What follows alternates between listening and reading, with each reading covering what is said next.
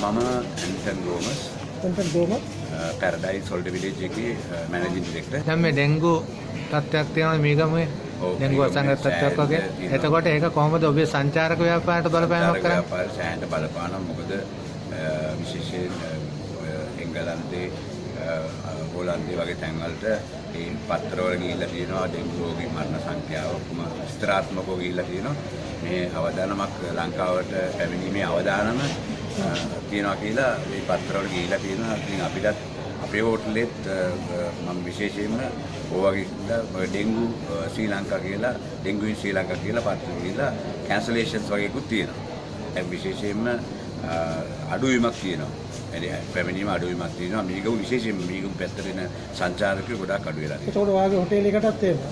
ඔව්. මගේ අපේ හෝටලෙටත් ඒක බලපාලා තියෙනවා දැනට. අපේ හෝටලේ විතරක් නෙමෙයි මුළු මීගමු ප්‍රදේශයේ විශාල හෝටල් ගණනාවකට බලපාලා තියෙනවා. මම හෝටල් මීගම හෝටල් සංගමයේ හිටපු උපසභාපති හැටියට මේ මම කියන්නේ මේ අපේ සංගමනේ හැම මාසෙම පැසිව් තියෙනකොට මේ ගැන කතා කරනවා මේ ඩෙන්ගු වෙන විශේෂයෙන් අපි සංචාරක ව්‍යාපාරයට මීගමු රෝලටත් මේ ගිය සතියේ අපි මෙත් වගේක් ප්‍රදානය කරා. අපි ගොඩාක් උදව් කරනවා කෑම බීම ඇති හෝටල් වශයෙන්. මොකද මේ අපිටත් ඕන මේක ඩෙන්ගු මේක මීගමෙන් තුරන් කරන්න.